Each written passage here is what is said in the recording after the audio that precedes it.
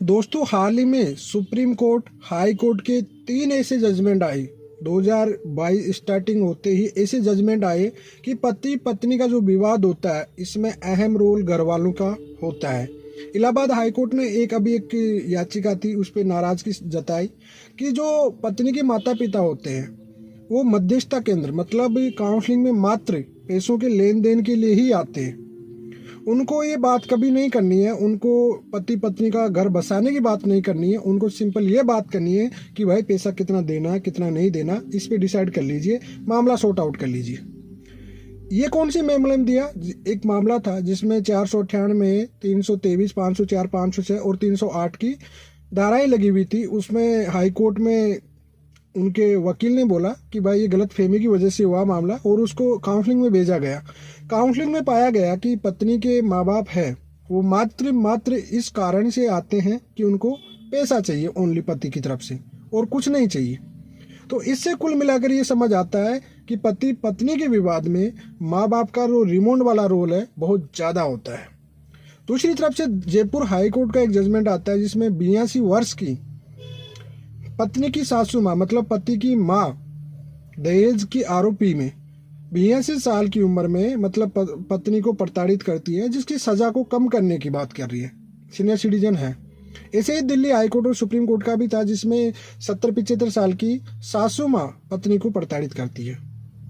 ये 3 जजमेंट एक चीज को साबित करते हैं कि पति और पत्नी का जो विवाद है कहीं ना कहीं वो एक दूसरे को हरासमेंट करने के लिए, अपना पावर, अपनी जिद मनाने के लिए, झुकाने के लिए, ईगो की बात को झुकाने के लिए, अपनी मनमानी करने के लिए आते हैं। और पति पत्नी का ये विवाद जो कहते हैं कि मैं कहीं बार बोल चुका हूँ इस चीज को लेकर हमेशा।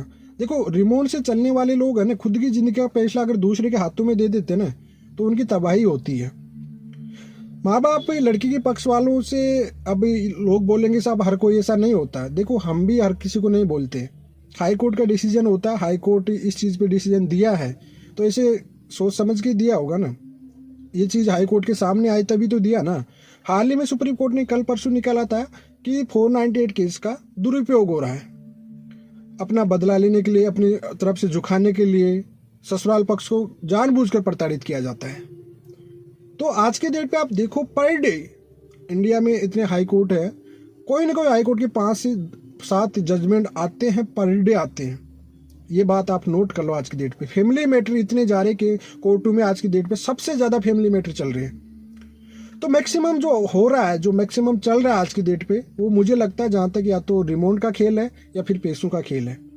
जो एक्चुअल में जो प्रताड़ित है वो महिलाओं की आज भी सुनवाई नहीं होती है। मैं इस चीज को हमेशा बार बार रिपीट करता रहता हूँ कि झूठे केस इतने हो चुके हैं, कोर्टों में इतने बार पड़े हैं कि सुप्रीम कोर्ट के जस्टिस साहब ने भी बोला था ये कि आज के डेट पे सच्चाई निकलना, पारिवारिक केसों में सच्चाई निकालना मतलब एक तो पहाड़ खोदो निकली चूहिया, वही वाला सिस्टम हो गया आज की डेट पे।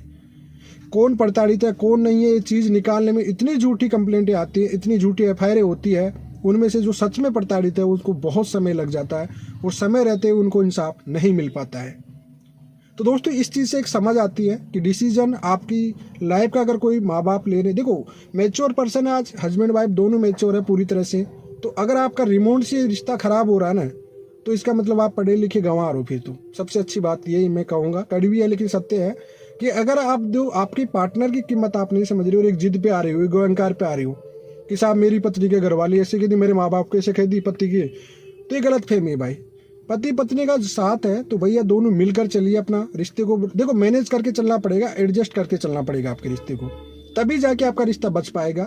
नहीं तो अगर रिमोट पे आप ये कहते हो कि मेरे माँ बाप को ऐसे बोल दिया, मेरे माँ बाप की इज्जत बचाना, मेरे माँ बाप की इज्जत पे बात आ गई, भाई कुछ नहीं है यार। जो पति है वो भी आप ही का फैमिली मेंबर हो चुका है, जो पत्नी है वो भी आप ही की परिवार की मेंबर हो चुकी है। एक दूसरे से क्यों आप कोर्ट कचहरियां तक घूम रहे हो? और फिर कोर्ट कचहरियां तक चले गए हो तो फिर भैया कोर्ट लड़ो ना, केस लड़ो, फिर तो आपराधिक हो गए, एक तरह से आप आरोपी हो गए। पति पर आज की डेट में जो आरोप लगते हैं, बड़े संगीन आरोप लगाए जाते हैं, जैसे कि दुनिया का वो आतंकवादी है, तालिबान से भी खतरनाक आरोप लगाए जाते हैं। उसके बाद जब बात कहीं दिखती नहीं है तो उसके बाद एक फॉर्मूला है सिंपल सा कि साहब हमको तो साथ रहना है। पहले तो भैया उसको आतंकवादी बना दो, उसके बाद कह दो कि साहब हमको तो साथ में रहना है। ये कौन सा तरीका है यार, जो आज की डेट पे इतना ज़्यादा एजुकेटेड पर्सन हो रहे हैं, ज़्यादा समझदार लोग हैं, वही लोग सबसे ज़्यादा कोर्ट कचहरी में घूम रहे हैं आज की डेट पे। तो आई होप मेरा जो मोटिव कहना था कि भाई रिमोट से ना चलें, अपनी लाइफ की डिसीजन किसी को ना दें, आप खुद समझदार हो, आपका रिश्ता बचाइए, सबसे बेस्ट यही है। हस्बैंड वाइफ है, आते हैं उतार चढ़ाव रिश्तों में आते हैं, उनको आप सॉर्ट आउट करने की कोशिश करें।